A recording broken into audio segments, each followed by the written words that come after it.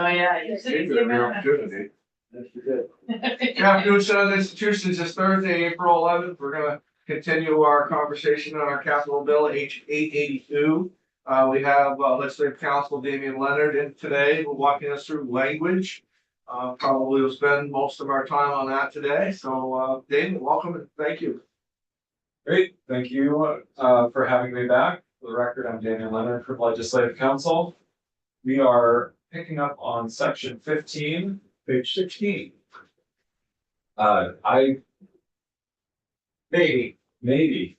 actually don't have the version you have anymore in front of me, so I have so many notes and so forth on mine. But we are on section 15, I can tell you that. All right, page 17. Perfect. Yeah. It's page 19 in my round, so that's not good. But I'm just adding as we go through. So this is language that BGS requested. It goes to the section governing the sale and rental of state properties. And we're just adding a sentence that says, in no event shall state property be sold for less than fair market value as determined by the Commissioner of BGS in consultation with an independent broker or appraiser or both retained by the Commissioner, unless otherwise authorized by the General Assembly. So basically, we were talking yesterday about the Williston property. Right. And that's an example there where you might decide to give a right of first refusal or something like that, or authorize a sale at below fair market value if it serves the interests of the state. But the legislature would decide that. Legislature has to make that authorization. Yep. And then, Mr. Chair? Yes. Just something I wanted to bring up, and thanks for stopping yesterday, because I had a note, I've talked a few times about, and I think we have started doing this, but we don't regularly do it, is offering municipalities the opportunity to purchase property that's being sold or given away, or whatever all the words would be, by the state. And it seems that it's becoming a regular process, but I'm wondering if we should put that in the statute somewhere. No. And the reason why is because every property is different. Yeah, Every property's different. Every Right. property's different. And nobody's getting excluded from the process. Ever. how do we, Nobody gets excluded. If somebody wants to buy it, they can jump in the process at any time that they want to jump into. Now, I get it on the property down here that was on the confines of, it's 108, not 108, down here on the corner. I get it on that one right there where it's, would serve them up good very well. We did give them the first right of refusal and they never responded. But property as far as everything, there's not one piece of property that's the same.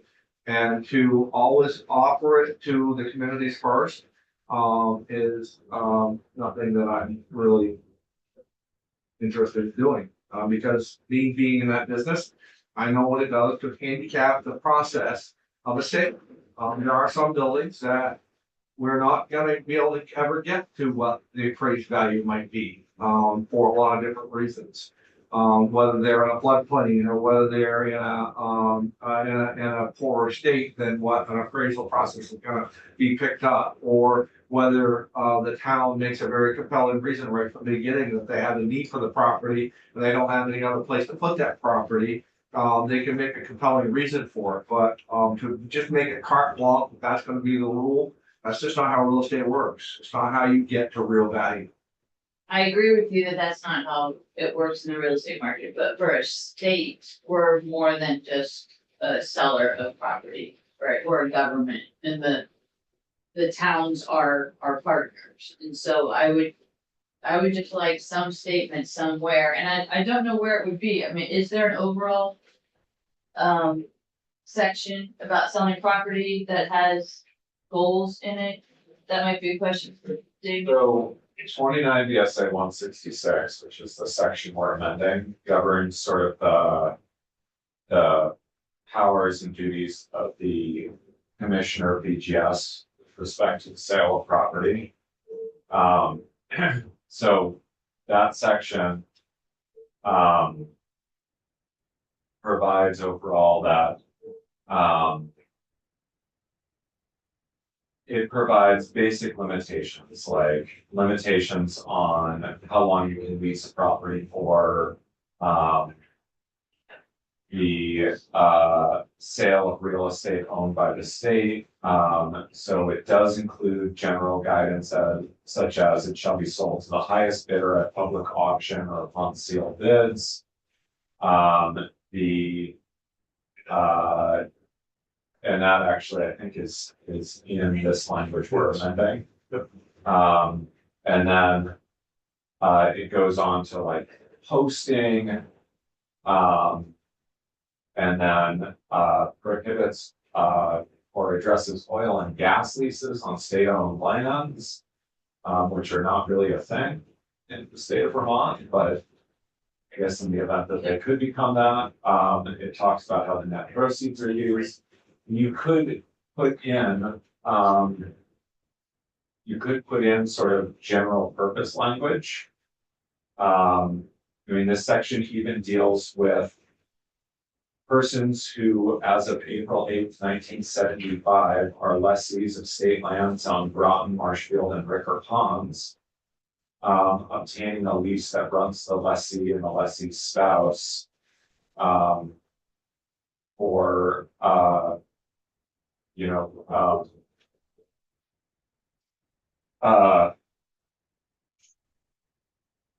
basically to re-execute a lease there. I'm not sure why that's still in the statute. I'm guessing that those lessees have passed away, although I can't confirm that. But I mean, it does go to that. You could add in some general purpose statements here. But in general, there isn't a lot of intent in that section beyond we don't want you to lease for more than 10 years without legislative permission. In this case, we're adding, we don't want you to sell for below fair market value without legislative permission. So there are those things in there. There isn't, as far as I know, and I am new to this area of law, there are not other sections that sort of set out a policy of the state with respect to sale of property.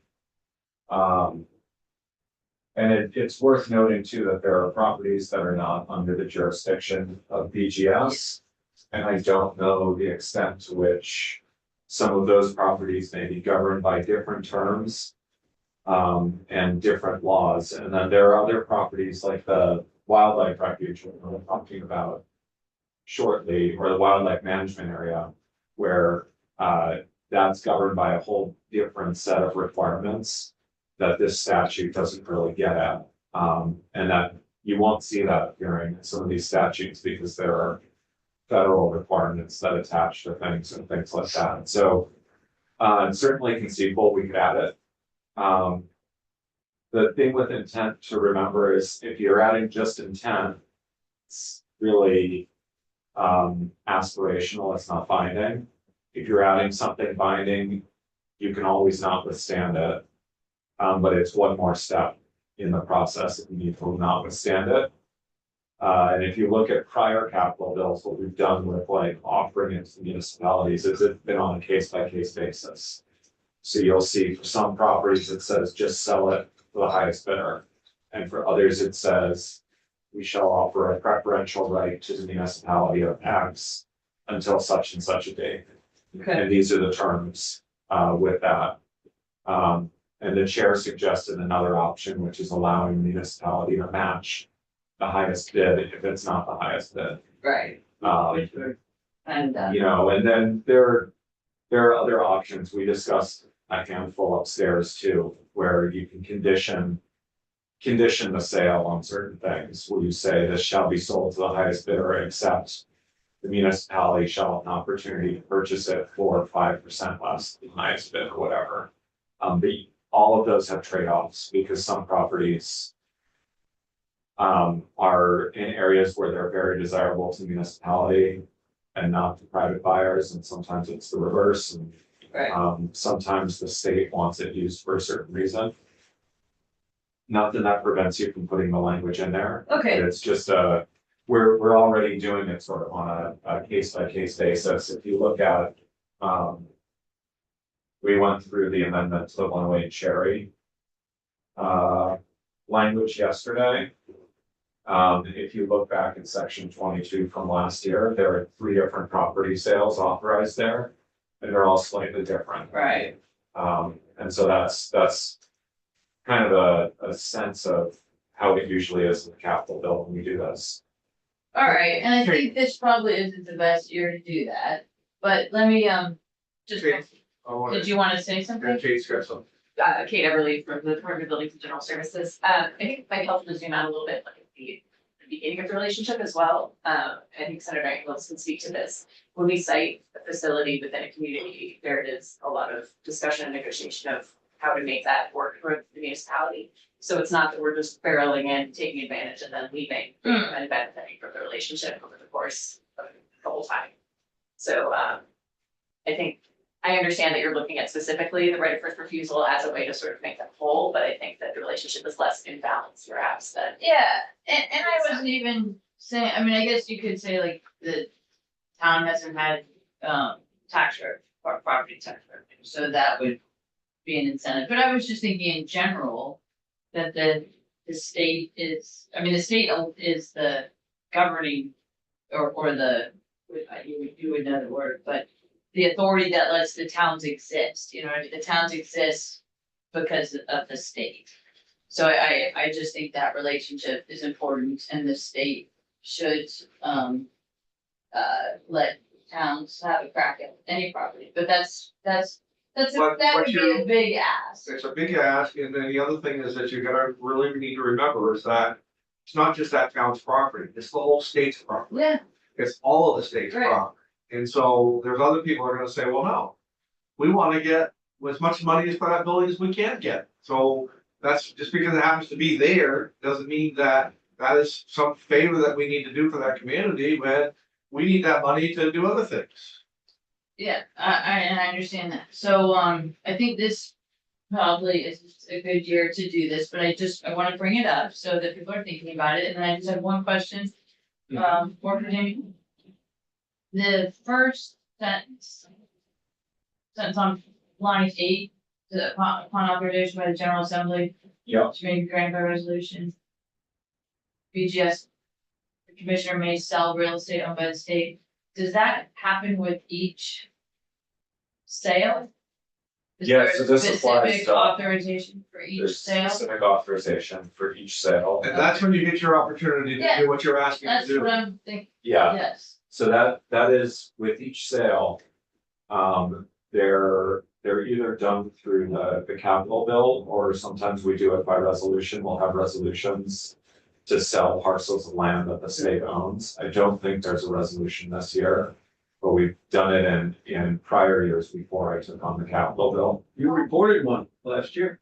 oh, yes, no, I So- remember, but I didn't know if every single Every single sale has a resolution, or it doesn't have to be a resolution, but has has an authorization authorization, or a resolution. okay, Yep. alright, And I think that the best, and sometimes I gotta take the advice of counsel, and we were talking offline, and just shut up. And we weren't talking about it like that, but, and but, that wasn't. That was the I mean, I think of, For anybody watching. I think of the, when Senator Renner, when we had Wilson in here, and Senator Renner was talking about her community, saying, well, no.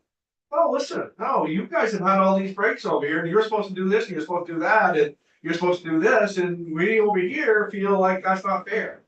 I mean, so that's how you work things out. I mean, you work things out, as it says in here. You know, it must have the authorization by the General Assembly, and it comes through the committee process. And then all those stipulations can get added or not added through healthy debate. Okay. Good, well, thank you for your time, Oh, I just, Always. this is important, Always. I can only add, normally, if there isn't a problem that's existing, I don't think we need to spend any more time changing it. And I'm not aware that there's any problem that a municipality have been shut out or not treated fairly or anything like Well, that. it got tight on 108. That almost didn't happen, and that's a really important building, Okay, but it might be. Especially in that capital, or capital district. okay. So we good? Yeah. Yes, Okay, on section 16. All right. Okay, section 16, the former Southeast State Correctional Facility. This is, I know you guys have been discussing the 478,000 in the bonded dollars, where 378 of that was money from a prior capital bill that was reallocated and then put back into the bonded dollars this year, and then 100,000 new. This is the policy language with that, directing BGS to determine the buildings to prioritize for remediation, demolition, salvage, and dismantling. In consideration of the impact on future site development when determining which buildings to prioritize. And then having the commissioner of BGS notify the house, your house counterparts and yourselves about the buildings proposed for that and requiring that to begin during calendar year 2024. Okay, so we've taken that money. Uh, So if we take that money, do we need this language? Nope. Okay. So I committee, don't we think so. to restore the 550, to restore the 244, to restore the monies to the dam programs. We've had to take that money. So at that point in time, that's 478,000 that was tied to this section. And so that's why if we take that money, we don't have this section. And I want to spend a little time on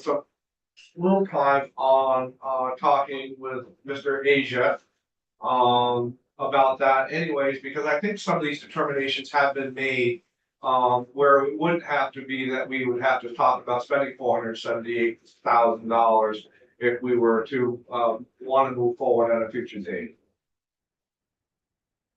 Good afternoon, for the record, Joe Asia, Director of Design and Construction of Buildings and General Services. The House had asked me to put together really a plan of how to start with the demolition of some of these buildings with what we have. I took a stab at it and had reevaluated also that list, and it came up to really what's the biggest bang for the buck for the buildings that we should tear down there. But I really don't think with some of the abatement that we have to do and tearing down, it depends on which buildings I actually pick. And to what extent, is it just down to the foundation, or we remove the foundation also, how far that money is going to go. I will never, without a lot more money, be able to remove all the buildings on that. So if this, the 478 would take some down, I just don't know how many, and again, would have to be to what extent. This isn't the first time that we've got money in there. We had $378,000 that have sat in there for 2 years. Yes, it was appropriate. It was $400,000. We went out because it started prior to that. I forget which bill that was in. HC Natural Resources was looking at that to get out of lease space at the Springfield Airport. And they looked at it and said, well, we really don't like it because of the razor ribbon that's on the fence down there. Can you do away with that? Then we had other people come in and look at the property and propose that they would like to lease it. A lot of it all came back with, we don't like these buildings, we don't want that. And when I say we don't like these buildings, part of the problem is some of that is fed from 1 or 2 heat plants. So if they take the main building, that is going to provide heat and or electricity to other buildings. So that went sort of with it. If you're taking this one, you gotta be heating the other one, well, that eats into their costs.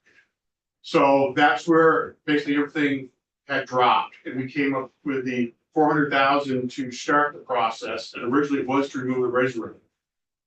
Then we looked at it with DCF to short term, set up something down there, sort of like what we're doing in Middlesex, to put in there. Yet again, that was, we don't need these buildings, I put up more fencing, and it was determined that that wasn't a good spot.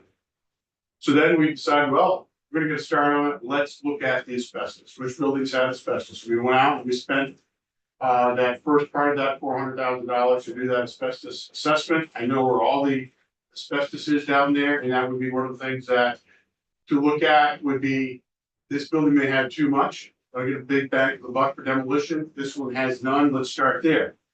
That may not still be the way developers looking to purchase it, that maybe they wanted a storage market that has no heat, no asbestos.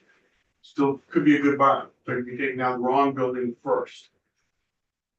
So, you know, that's where we're at, is the money that was being provided, even at 478 would be probably a good start, but we'll get everything down, and I think that's where everybody looking at the value of that property is to get rid of all the buildings. Everybody's had different opinions about which buildings should come down. Right. And I think that that would be a good way to leave it, because when somebody comes in there and they say, well, listen, we're gonna give you this much money, but we want this building down, and this building down, and this building down. Well, then at that point in time, you can negotiate with them. Say, okay, well, we will take this building down, but we want this money. This much money to, you know, this much money for the property. So at that point in time, the state isn't actually paying monies out of the capital bill to tear something down, when you can do it through negotiations of somebody who wants to purchase that property. I would agree. And then as the commissioner stated, we've asked before to sell the property, have not gotten to that point. And then is it whether, because it is several buildings on the property, could it be a continuous operation point for some other agency department in a pinch having to go down there to use it?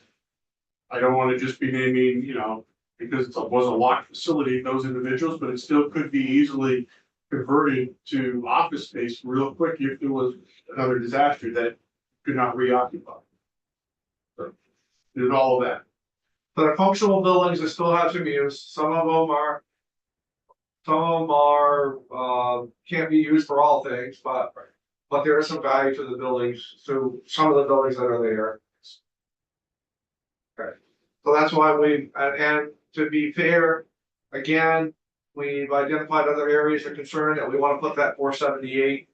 And to be really fair, I don't even think we'd be having this section 16 if the House would have had conversations, more productive conversations, not blaming them, not blaming anybody. But I think if the House would have had more productive conversations with the Secretary of A&R and Agriculture, we wouldn't even have been having this section to begin with, because this money wouldn't be available. It would have been used right from the beginning, the 550,000 that we restored back to match money for agriculture, for clean water stuff. So I think this is almost an added section to make up for the 478 that they had to put someplace. So So you're gonna strike it, what do you wanna do? I would strike out all of section 16. Okay. Okay. Section 17 is also related to the Southeast State Correctional Facility. This is directing Department of Fish and Wildlife in consultation with DGS to evaluate the potential transfer of a portion of the land for inclusion in the adjacent wildlife management area, including delineation of property that could be used for future redevelopment of the site, taking into account any necessary setbacks from wetlands, streams, and wildlife habitat, identifying portions that can be transferred to the management area, and potential impacts of that transfer or those transfers on the redevelopment or sale of the property. And then any rights of way or easements that would be necessary for future redevelopment that would need to be retained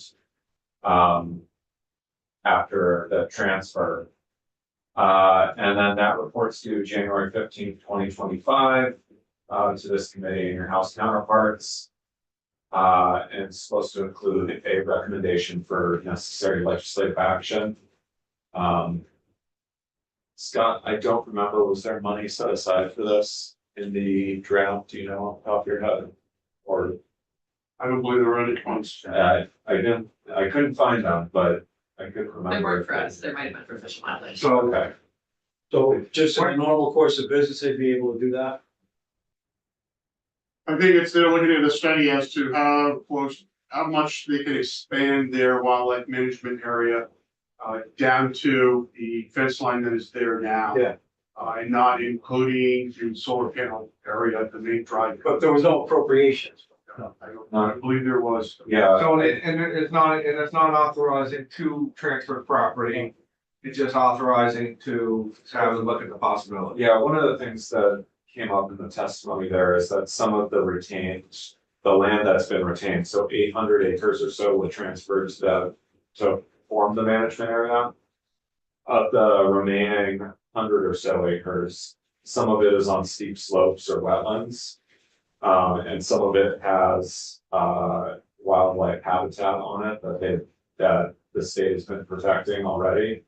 So there were questions about, should we just transfer this into the management area or not? But without additional information, there were a couple of sort of general maps they looked at upstairs, but nothing that really laid it out. And really delineated like the wetlands are here, this is the setback you need for development under the land use rules. But I do know what the wells are on in the management area already. There's an easement around them right now. Yeah. He retained that already. Yeah, so there's already the water supply for the property is in the management area and has an easement, so there may be other easements if you need it. So a lot of it was like, there's not enough information to even know. Yes, Scott. For the record, Scott Moore, Joint Fiscal, looking at my notes, just the same exact thing Danny is saying, that basically there needs to be a look at the easements, et cetera, to determine how much of the, basically 100 acres or so could be transferred, if they hadn't set aside any money for that study or anything like that. And who's responsible for looking at that? A&R? I believe. Fish and Wildlife. Fish and Wildlife. I believe. Yeah, they were given the lead.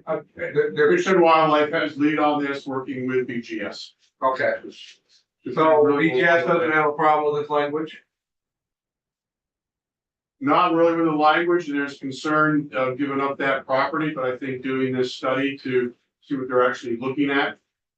And no transfer is not harmful, I mean, it's just hours out of my staff, but other than that, we would at least see what Fish and Wildlife is truly looking for.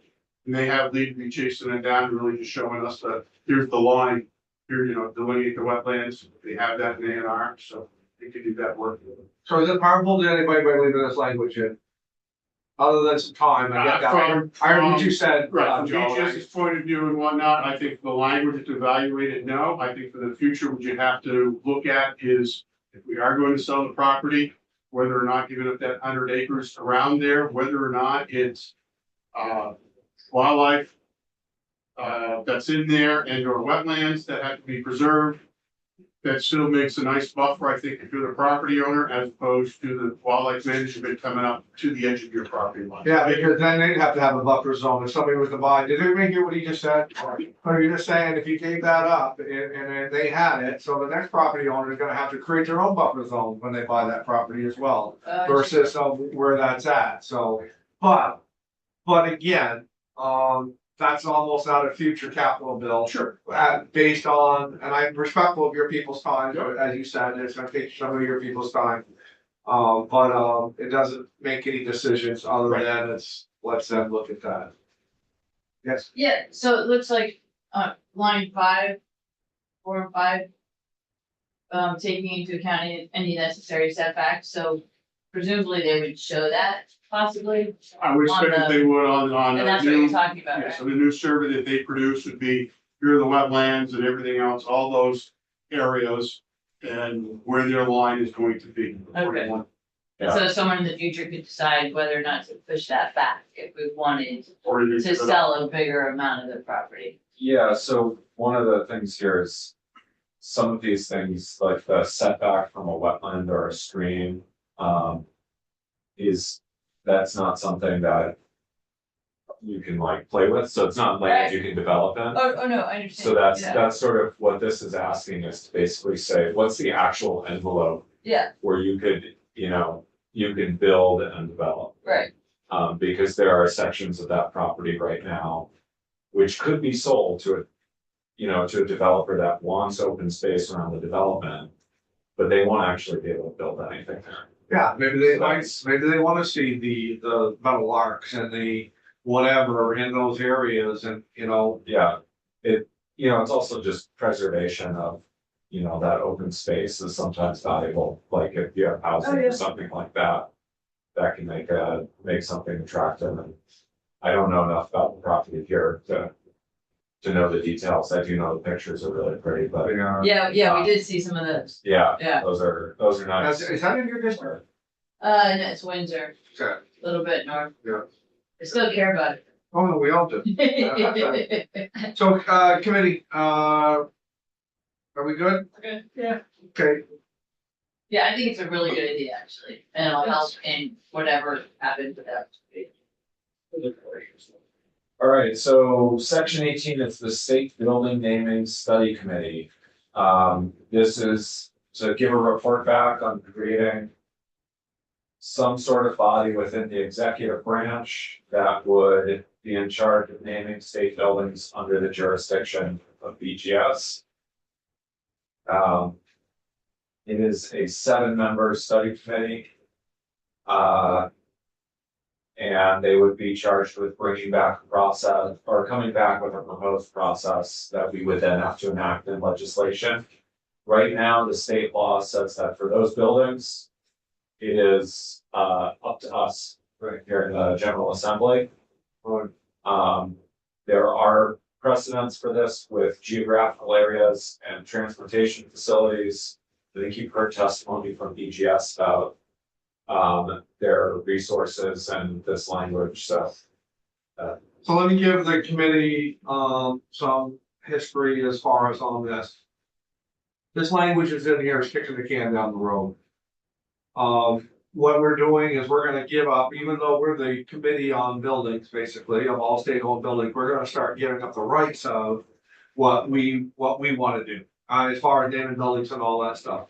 So there's a big push right now to name 133 State Street after Governor Hoff. You guys all seen the email. I'm gonna respond to the email, which I'm gonna copy you guys on. I'm about halfway through and I'll respond to it. But it gives people, certain people, and I don't know all the certain people, so I don't feel comfortable naming all the certain people, but it gives certain people very much heartburn as far as trying to make decisions and not wanting to say no to anybody. And that's really what it gets down to. So at some point in time, my suggestion is to strike this language, and let me tell you why I want to strike that language, because we need to make those decisions. We need to make those decisions as a committee. We have never sat down and pounded out, if we're gonna do anything at any time, we should, in my opinion, sit down as institutions on both House and Senate side. And we should come up with firm rules and processes about how we're gonna name buildings and what we're gonna do. What we do if we agree with this language, which the administration, I will tell you, does not like. They see it as the same way of kicking the can down the road. Why don't you guys do that? Why are you guys putting that responsibility on us when you guys haven't tackled it yourself? So by agreeing to this language, we're kicking the can down the road further and taking that responsibility out of our jurisdiction into somebody else's, and I just don't think that's something we should be doing. So how does it work now? It's case by case, so historically, I don't think that it's ever been, and I'll ask counsel on this, I'll ask Joe on this, or anybody else who might. Historically, we have not allowed names to be in the Capitol complex. We have not allowed, you'll notice in here, there's no names, it's 133 State Street, it's 120. It's what it is, they call them by the building names. And so historically, they've never allowed names up in the Capitol complex. Building. Of buildings.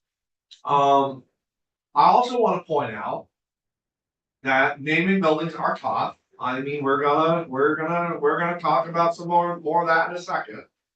They are tough, but they should be tough.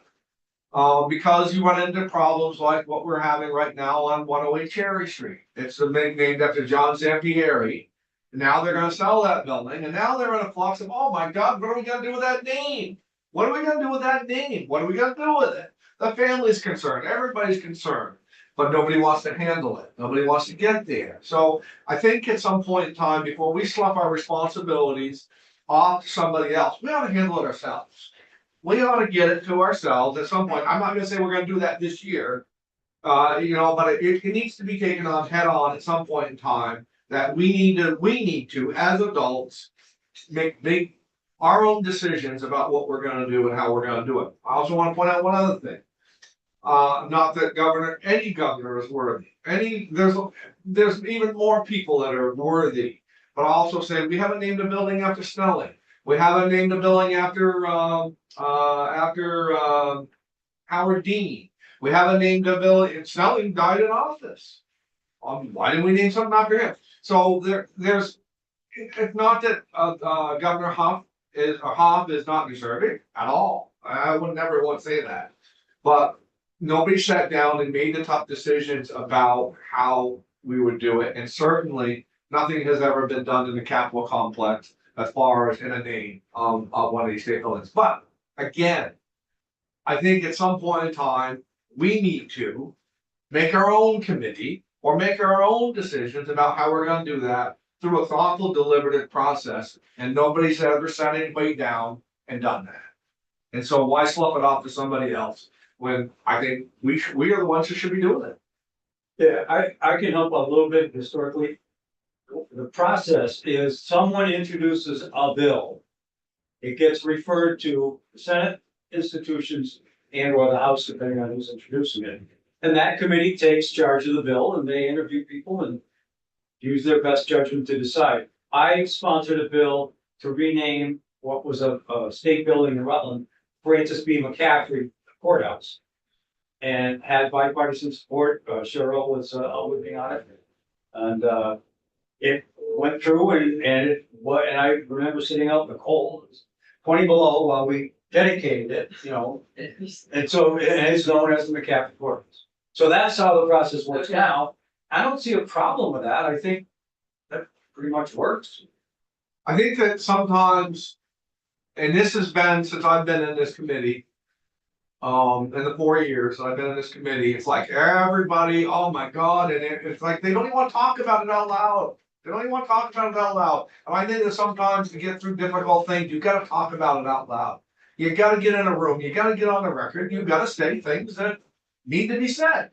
And whether they're, not meant to be heard, you gotta talk it out. You gotta say it. You gotta say the words before they become words. And I just don't think that we ought to be giving up this. I think that we ought to have a chance to say the words before we give this to somebody else. That's what I believe.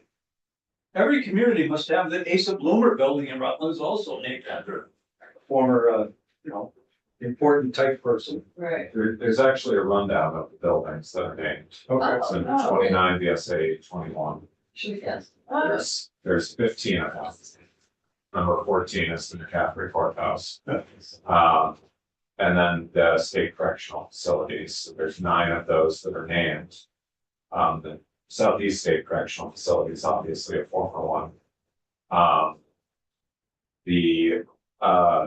But yeah, 29 VSA 20, which has been on the books for 31 years now, says except for state transportation buildings, which are facilities named by the Transportation Board, and the name by which a state building or facility is to be known shall be authorized by the General Assembly. And that's it. Right. And then in 821, that's the section that we've added them to historically. And I think the Transportation Board authorization came in 2015. Yeah. Because so I guess it's actually 30 years because this naming law took effect June 1994. Yeah. So it's been 30 years that it's been on the books. 2015, we gave transportation facilities to the Transportation Board. There's geographic areas with the library board or the board of libraries, but otherwise it's here. And then what happens is just every couple of years, you'll see an amendment to the list of named buildings that comes when a bill like that goes through. So that's the current process. It just goes through the legislature. And, so first people who are proponents of naming a building have to find a sponsor in the building.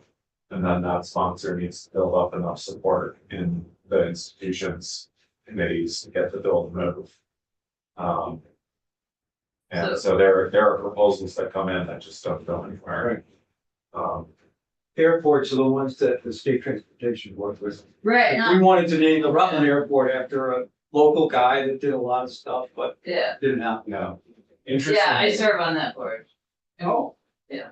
I didn't know that. yeah. Well, maybe I can talk to you later about that. I should have said it, right? There you go. You're gonna make some tough decisions But- later, Senator No, Harrison. it's hard, it's Yeah. hard. Let's talk out loud. Yeah, so. It's hard naming things, Yeah, yeah. yeah, but and there are policies too, Yeah. with how we name. We things at the change. Right. So I'm in favor of striking this because I really don't wanna lose. I just think that we need to make hard decisions ourselves. The people that we're trying to slough this off to do not want it. And so you know what happens when you give somebody you don't want, and nothing happens. So let's keep the hard conversations amongst ourselves, and with your guys' permission, I'd like to strike this. I'm fine. Yeah, I would like to hear from the house why they did it. Well, I just told you, already did it. They didn't wanna make hard decisions. They might describe it differently, but I see what we're doing.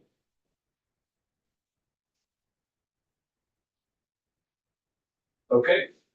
I've got a note to delete that section. There was no appropriation though, which is interesting, because it's one of the few committees that wouldn't get per diems, but it's not in there. No, so it would have to be done out of existing budget. So that's one of the things is one way to avoid appropriations for a study committee is to make it consist of state officers so that they're just earning their salary. Okay. But it does mean that the staff for all of those state officers who would put in the work would be spending staff time on that. There's always a cost. It's just whether you're hiding it in the and maybe hiding is not the right word, but it's whether it's being tucked into your bottom line operating budget or whether it's a separate line item. So they'll pick on a little money here. Well, that, I don't think, yeah, Scott, correct me if I'm wrong, I don't think there was any money set aside for that. Yeah, so. Section 19, I think that we're gonna need some more people to come in, on this to understand it a little bit better. Unless we have the folks in the room can tell us better about it. There is some new language that's coming forward on that, maybe we ought to, unless we're really ready to dive into that with the right people in the room to tell about the forensics, and where it's at and all that with the new language. Maybe we ought to save that for, maybe tomorrow. Can we do that? Okay? I don't wanna charge the committee with trying to make a decision when you don't have everything, in front of you. Yep. So let's skip over that. Great. Section 20 is the DCF Youth Short-Term Stabilization and Treatment Center. What this is it's authorization for a long-term ground lease agreement at a below market rating for an initial term of 20 years with up to 4 5-year renewals, so a maximum term of 40 years.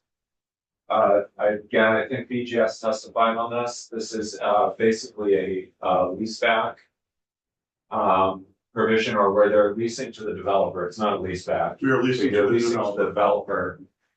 So the developer is going to lease the land, develop the building, and then rent the building back to the state for use for the facility. And because this has to do with the timeline and the cost to get it set up, am I summarizing? That is correct. I mean, we're not looking at bonding costs right now. It's general fund. They'll be paying for this time because it's a lease. But this is a new facility, it's not the one down in Wyndham County, right? It's not. So I don't think that's this category, so this short-term stabilization and treatment. Correct. So what we're looking to do is we're doing a design build lease. So this is the big property that we own, and so we're looking to lease it to the developer who will build it and maintain it. And this isn't Middlesex, And it's not. and it's not, why don't you tell me where it is, then I'll have to say all that, but it's not. Remember contract and flow. Okay. But it will Is replace it the a Middlesex. secure facility? Yes, it's to replace the temporary facility in Middlesex. This is becomes their permanent home. Okay. If you will. And how many beds? 14, that's Okay, so this is one facility for the whole state? that is correct.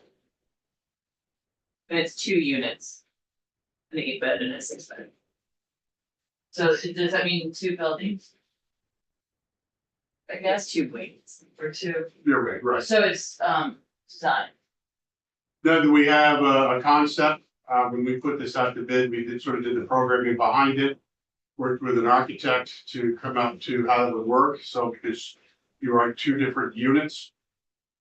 To have them separate, but together using the same core area, so basically our 2 wings, with like U shapes. And we're also looking for potential expansion in the future, just in case. The property can handle that. There's no design of that, but it does have that capability. That was one of the requirements that we were looking at when we went out to bid. Thank you. Pretty good? Yep. Okay, All right, section 21 and 22 are special committees. The committees, the first one is the capital complex flood recovery. It consists of the joint fiscal committee and our chair here and the chair of the House committee. And they would meet at the call of the chair of the joint fiscal committee in consultations with the chairs of this committee and the House counterpart to review and recommend alterations to proposals and plans for the capital complex flood recovery, and as necessary, grant approval for those proposals and plans if that becomes necessary while the General Assembly is not here. And then it requires quarterly updates from the Commissioner PGS on the planning process for the flood recovery here. And entitles them to per diem and expenses. Any questions on that? questions? Yes. Yeah, go ahead. Did, has this started? I mean, I would think we've already done planning for flood recovery, right? We're still at the infancy of that planning. What we have looked at to date, really, 109 State Street, the pavilion, Yeah. come up with an estimate to replace in kind. That has gone to FEMA for their review. They've come back with some questions, and we're at that place. So we have 1 building, we're at that point. However, with all the other buildings that were impacted, the process has to continue to replace in kind, but up to today's code. So all those buildings are impacted, because that then comes into play when you, it's more than 50% of the value of the building, it is considered substantially damaged. There's still questions about how that works around historic buildings or contributing historic buildings, which we have here on campus. And so that's what we'd be looking at, is the what ifs. So you take the estimates and the what ifs. So if it takes X number of dollars to replace all the equipment in the basement of 109 State Street, you go, that's more than the value, more than 50% of the value of the building. Then we look at substantially damaged, and what do we do with that? We then go to replacing and bring the building up to code, the entire building up to code, not just what was impacted by the flood. And what do we do with the basement? Do we move everything out, fill the basement, dry flood proof it, all that? So we're working with a architectural team and a contractor to come up with the what ifs, the dollars behind that, to show all of that. So I don't know. Oh, I heard today we would have something by September. If that, certainly we'll have drafts before that, and that draft would be that for these people coming to play, we can present that first draft and go, this is where what we're thinking, and get some feedback. Okay. Before we have a final draft that says we need X number of dollars, or we decided to go this route. And this is based on how you spend the FEMA money. It's a beginning to that, because again, FEMA has to buy in, so it's not only we producing that report, but then the administration has to evaluate it, what do they want? And also then present to you. So that's how that whole beginning of it. Okay, And- but it's within the confines of the FEMA. Absolutely, yes it is. What we're going to do with the So concept, you actually have a long time to figure that out. I mean, hopefully it won't be. I mean, the delays have been as much as FEMA not allowing you to do much until they sign off. that is correct. But again, it's what we're going to agree to for the administration and everything else to, we are going to. Let's say worst case scenario is, well, it makes sense, you tear down the whole pavilion and build new. above the base flood elevation plus the 2 feet that's required by the FARC. And when you do that, what does that look like? Who's gonna have say on what that looks like? And, just to come in here and say, I need X number of dollars, because FEMA's gonna contribute their 90%, hopefully, then we gotta do 10. Well, we weren't thinking of that. And where do we go from there? So that's where this whole plan is gonna come into play of showing you what we're going to do, like we did with Waterbury after Irene. There were several options, and the best option was to go right back to Waterbury. Some people thought that was the best thing to do, but it's survived 2 floodings going on now, so it's done well. It is above the base flood elevation plus 2 down there. We had designed it so our parking lots were lower to absorb some of that excess water, and that's exactly what happened. So it worked well. And that's what we're looking at again here. So those will be all those plans that we put. Okay, thank you. Joe's gonna come in for saying this because we just did a very long tour this morning, but if the committee at any point would like to do a little field trip, we can take you around the complex a little bit and show you In Waterbury or around here? here. Oh, yeah, I would like that. I like to. Yeah, maybe. We'll talk. We're on camera right now. Hey, Joe, we're through that section. We are. Joe, just a question about FEMA, that's thinking in my brain, I'm thinking about the buildings that are down over here, that, the lady buildings and, Yes. the old bank building and all of that is. Does FEMA ever say, okay, we're gonna give you the money, but don't ever come back to us again if you decide to rebuild back into that area, because we're done with you. On a high level, I think if you took the money from FEMA with that plan, that would be true, but we have to take into account this, the flood area hazard, area, what is it? Whatever the FARC, the river corridor protection procedure. You take that into account and we can't build there anyways. So if we level those buildings and move them, so but that is all part of that plan. What do we do with those buildings? They are contributing, 144 State Street, the last one that we owned, where the credit union used to be at one point in time, and now Green Mountain Care Board was resided in there pre-flood. That building is not historic, so that one's an easy one that we're evaluating. That, what do we do? To comply with the FARC, it's gotta be 6.5 feet in the air. So you lower the parking lot a little bit and you can, put some parking in there, so that complies. I'm still gonna need 2 means of egress, stair towers, and an elevator. Is that really worth it for that building? And that's what this study goes through, and then we'll be providing feedback to go, this is what it would be cost to raise it. This, if you remove it completely, what do we do with the site? Parking, grass, what have you? Where does that square footage go? Do we put it onto another building somewhere or build a whole new one? So each building's on its own, and then we are evaluating it as a whole. That's what this committee will do. The committee is going to be there, so instead of presenting to you and or the House, that's what the committee is for. We run these ideas by them. Big committee, too, it's 12 people. The joint fiscal's 10.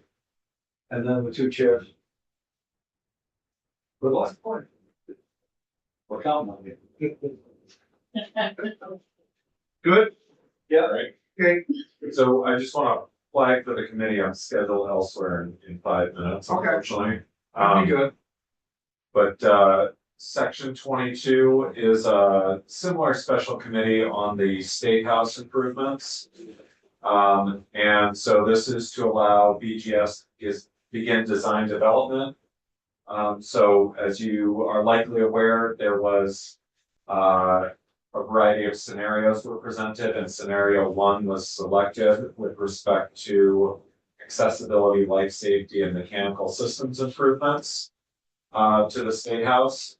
And so this is saying that a draft schematic design plan would be presented to the special committee, which would be JLMC and the 2 chairs of the institutions committees on or before July 15th to allow them to make recommendations for changes to it, and then a final on or before September 15th.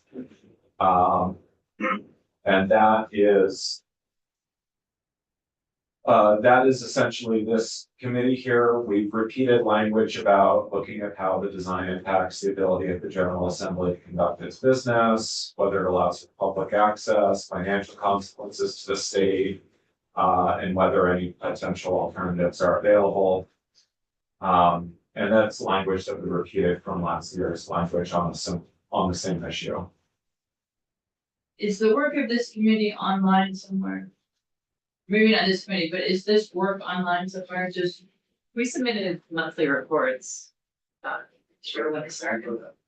are the designs? Those are online. The design, yes, the report should be online as well.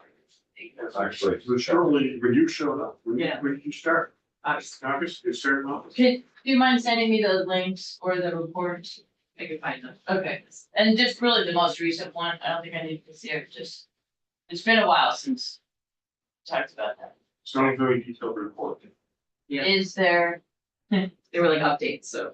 well, then maybe the first one and then the last one, but the designs are what I'm interested in too. Yes. Please, schematic, thank you.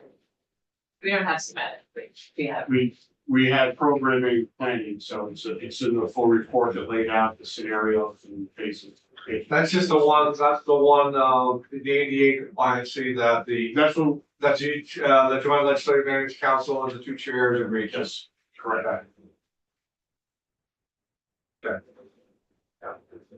that's some interesting, those reports have interesting background on their sinkhole and other things that happened last year during construction. So just saying, if you're like me, you'd like to know what it was that was actually opened up. We're not What gonna else on your stand. window? Are we good on section 23? So yeah, section 23 was just raising the, first setting. Or to 22, I'm 5%. sorry. Yes. We're good on 22, everybody? Yeah. Yeah, Okay, okay. and then, is section 20, I want to be respectful of your time, is section 23 short, or do you want to stop there and wait? Yeah, Cause we got some other stuff we can do. okay. We can pick up with 23 tomorrow. Okay, we'll do that. Yeah, thank you very much for, No. being respectful. No, thank you very much. It's really helpful when committees are willing to let me go on time. Nothing without you. It prevents dirty looks when I get to my next committee. Nothing without you. All you had Thank to do was tell them to shut up. See? Yeah, see, I listen, I just on wanted to or off clear tape, that. I listen. For the record, I use the words, you should stop talking. The board directed to. Thank you so much for your time. I'll see you Thank tomorrow. you. Thank you very much. Okay, committee, we're gonna stay live, we're gonna talk about something that we talked about earlier, so it's really kind of make it public. I need to talk out loud about this because that's what we talked about. And then I'm gonna have to think about, at some point in time, we're gonna need more of an official request. But what I'm talking about is there's been an ask of naming the Williston Public Service Building after Senator Mazza.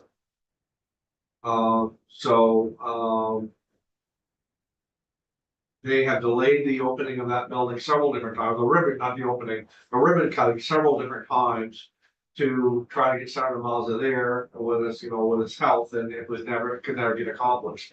But it's been asked, by the governor, has got interest in, naming that building after Senator Mazza. So I think if we're gonna do this in the right way, in the right process, we kind of need to have a more formal ask, I believe, right? I mean, what you think? Yeah. We're gonna do this in the right way, we're gonna have to have somebody to do a request to us. And asking the Senate committee and the House Committee on Institutions and Corrections Institutions to consider that request in the Capitol bill. Well, So, and do what Senator Palmer was talking about, like the same way that you did your building, right? Well, we can go with the resolution too, I think. Which thing you have left? yeah, I should have brought it up in front of him, and I apologize. So we'll find that out. So. But yes, I agree with you, we should do it the right way. Well, I wanna do it the right way. And actually, Senator Mazza would want us to do, correct? Yes, absolutely. And, we can probably plug that into the section that we deleted as far as on that naming of building, we could probably throw it in that section. And do it like that, keep Scott from having to change all those section things moving well, with, anyways, it doesn't have, that's pretty easy stuff to do. But, so I'll follow up on that. I'll send an email, maybe to Scott or to, the administration. And that's what we need, at least a formal request. And then we'll find out exactly what we need to do. Maybe from Williston. Or whoever, or whatever, like, So, anything else that we're, I think we're pretty much, yeah, we're getting good. So Well, again, yep, should talk about the other building, that naming that's Logan, right? I think it's all fair to talk about Logan. yeah, I mean, I think again, that's gonna be a longer conversation as far as, I'll send you an email. I'll send you an email that I'm responding to the former secretary. And that will, do some conversation, that'll do some conversation. I'll finish that up. You guys will have that shortly. I was almost done. And then other things would go on, but again, and the difference there is one's in the Capitol complex and one's not. Exactly. That's what. right. So correct me, or just refresh my memory when, Damien, read that it didn't specifically say that, or maybe it did. Did it specifically say that they don't name, buildings in the Capitol complex? No, I think you brought that, Right, actually. right. So I didn't. So that's not hard to pass rule, that's tradition, is what you're saying? Yeah, I think it's, I'm assuming it is. Yeah. I'm assuming it is, but I don't know that, so, Okay. those are the things that, that we should, it shouldn't be something that we try to cram through this year. It should be the next people that sit in this capacity, should thoughtfully, in my opinion, of course, we can't bind them to do that, but they should thoughtfully sit down and have hard conversations about what do we do? What do we do? What do we do? How do we do this? What's Senator Harrison? What's the process? So, that's what we should do. I mean, that's what should be done. They should be set down, hashed out, and talked about. And I think if we are the committee that handles everything else about the buildings, we ought to be able to figure that out. Or I say we, but whoever's here after us should be able to sit down and have those conversations and say, okay, this is what it is. That's what it gets right now. It just gets very, very uncomfortable. Oh, we gotta get the politics out of it. We gotta get the politics out of it. Well, sorry, but we're in the business of politics. You're not gonna get politics out of politics. You're just not. I just wanna make Sometimes, sure we're fair. yeah, I yes. just wanna make sure we're fair, because No, if we're you're right. naming a fellow committee member. Right. I'm building an honor of a former committee member, that also, to me, is political in its own way, so I think we need to be very careful, so it's Right. not looking like, oh, of course, we're gonna name something after Senator Amanda, but we can't name something after the governor. I just wanna be careful. Well, I we're not think it- called out for not I being think it's fair where and- I think it's where the push is to name that building after the former governor. If it was anywhere else, it probably would have already happened. That's the gist of it. You're asking for something to be done that's never been done before. And, Are buildings always named after living people or non-living There- people? I mean, are there rules around that as well? there is a transportation There and is a bridges transportation. that usually they have to be deceased, but not always. Because they named a bridge after Colonel Smith, who was a senator and sergeant of arms, and he's still alive and well. In fact, he's the one that spoke at the dedication of it. So, Bobby Starr was the one on the floor who advocated for it. It was one of the funniest speeches I've ever heard. yeah, was it, Yeah, and to your point, at Middlebury, there's been two names for the hockey rink. So when I was there, it was the Duke Nelson Arena, and everybody just called it the Duke. And then they tore it down and put up or they didn't tear it down, it's still there. They don't call it the Duke anymore.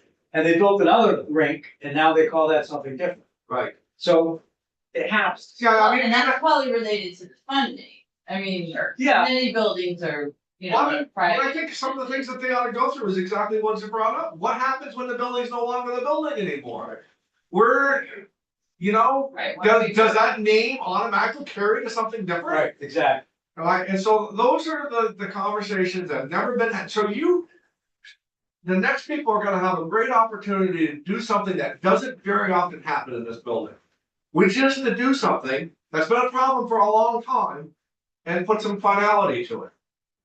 Or at least some process to it that can be changed as future legislators want to, but there's very few things left that you have that actually can get some finality to it.